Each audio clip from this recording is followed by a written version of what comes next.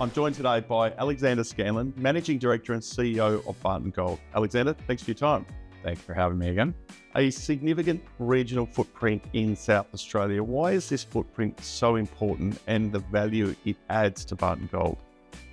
Yeah, so look, the thesis behind Barton Gold was essentially consolidating an entire historical gold district before anybody was really paying attention. We saw opportunity to do that. We are in the central Gawler Craton of South Australia, obviously very well-known geological domain. It hosts the copper belt that BHP has self-consolidated. To the west, almost a mirror image across the highway, is this gold district. So you're surrounded by exceptional geology, and we have a footprint of scale. That gives us something not only to stand on in terms of the limited ground on which we've identified resources within that, but then grow over the long term. You do have 2.25 million ounces across the district. How does that feed into your hub and spoke model? So those 2.25 million ounces are distributed across a number of projects. We do own an existing mill. It's the only gold mill in the region. And we actually hold the majority of our resources kind of in the middle of our project map at our Tunkillia project. And this is our stage 2 asset. So we focused on growing that first to scale, essentially doing the second things first. The idea being that we can then go back to leverage the existing infrastructure, knowing we have pre-established a growth pathway.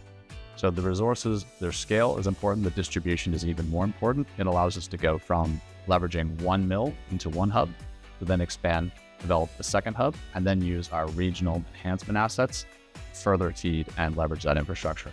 So stage 1 is restarting the Gawler mill. Correct. How important is that to unlocking that value?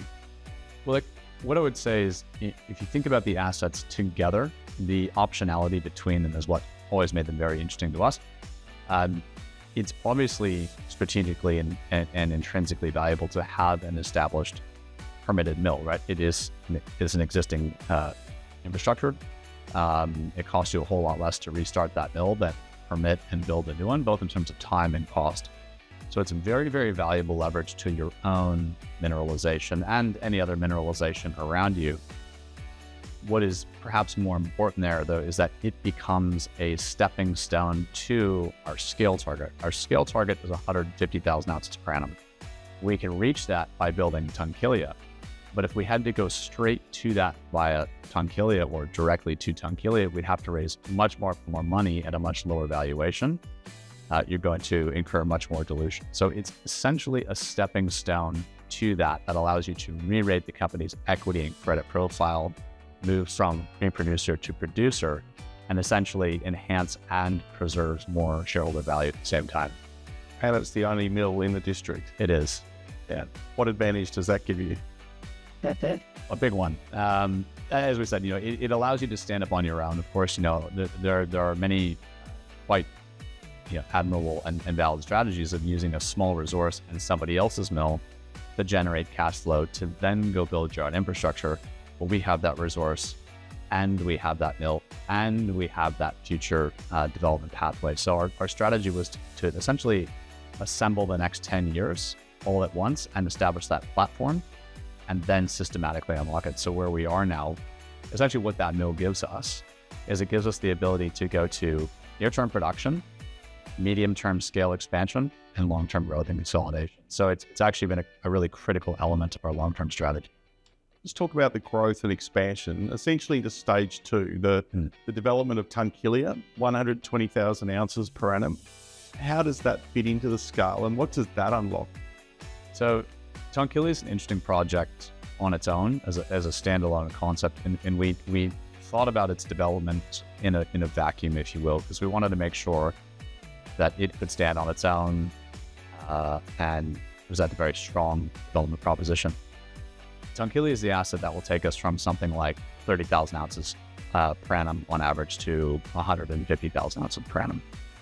The interesting thing about that project is it's sort of a traditional mid-cap project in terms of its scale, right? So it's about our study recently from May 2025 was about a 1 million ounce hit. So again, it's not the world's biggest project, but the distribution of grade throughout that resource is what makes it really interesting. At a 5,000 Australian dollar gold price, It produces about $2.7 billion in operating profit in the first, in the life of mine. Nearly 50% of that is in the first 2.5 years. And that's because there's a smaller, higher grade core in the middle. Now, at the current gold price, the first 2.5 years of that project produce about a $2 billion operating profit. So you pay back your development 5 times over in 2.5 years. People run mines for 15 years to make less of a profit than that. So it takes us to scale, but it returns capital extremely quickly. We can then delever the company literally within 6 months if we wanted to, and then go out and continue to scale and grow. And you've clearly still got an eye on consolidation, and particularly regional consolidation. Can you talk to that and what that adds? Yeah, so I think, part of our strategy in that region is leveraging infrastructure to unlock our potential, but also to unlock the potential of others, right? You don't need, or really you shouldn't want to own everything, because what you end up doing is restricting the advancement of the region around you. If we are a leader in infrastructure, we can also be a leader in unlocking the region around us, right? And that region is not just, it's not just gold companies, it's other precious metal silver companies, there are iron ore explorers around us. There are a number of different companies that can benefit from the infrastructure that we're putting in. And one thing that we're actually really focused on is working with the state of South Australia to figure out how to build a really healthy and balanced ecosystem there. Because where we are is actually an area that's sort of gone backwards for the last 30 years. It hasn't had the same development opportunities as the rest of South Australia. We are right in the heart, best mining district in the country, but we're on the other side of the highway. So if we do this in a kind of with a long-term view, we can actually bring up a lot of the region around us, and that will, eventually accrue to our benefit as well, because we can become an infrastructure provider to other people. We can participate in their economics without taking all of the risk of that mineralization. So that's really, I think, the true advantage of that framework. The name is Barton Gold. Gold is clearly the focus. Yeah. But you have made some significant strides on the silver front. Yeah, so we have silver as an accessory mineral throughout the historical gold district. Challenger is very pure gold, very minor silver. Tarcoola is, more silver, but maybe 15% silver and 85% gold. Tunkillia is, from an economic standpoint, 97% gold revenue, but it's actually 2/3 silver. So you're getting more silver for gold as you go sort of northwest to southeast. But we've had a bit of an interesting discovery right in the middle of our main project area in the Tarcoola gold field. This is an area, again, it's a 130-year-old high-grade producing gold district. It was the site of South Australia's original gold rush, and it's never been known as a gold and silver field. Silver's been an accessory mineral, again, sort of 1 part silver to 5 parts gold. We predicted a new structural target, drilled it, and made a gold discovery, and did a few rounds of drilling, and then went to do a geochemistry test on it to see if we could use chemistry to model vein continuity, and we were quite surprised to learn that ratio of silver to gold converted. So instead of 1 part silver and 5 part gold, it was 5 part gold and 30 part silver. So we had silver of up to 300 grams with gold of up to 25 grams.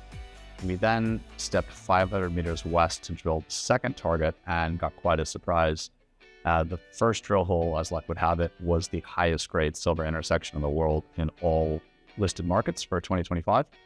So that was a discovery hole of 6 meters at 4,747 grams per ton silver, plus 13 grams of gold, all within 50 meters of surface. So this is 28,000 gram meters of silver within 50 meters of surface. And it's up there competing with some of the really major silver assets in Central America, where they're getting 28,000 gram meters over 300 meters, and they need to dig an enormous pit. We could dig a little tiny pit to get that same economic value. So we've now drilled that several times. We've just done some diamond drilling. We're trying to work out what's going on structurally, but we, in parallel with commercializing 2 gold platforms, this is very much front and center in our sort of exploration mind. We will be advancing and drilling that in the next few months as well. If we can model continuity and turn that into a deposit, there can be an extraordinary amount of value in a very small pit there. Permitted infrastructure, regional consolidation, and a clear focus on production. Exciting times ahead for Barton Gold and its shareholders. Alexander, thanks for your time. Likewise, thank you.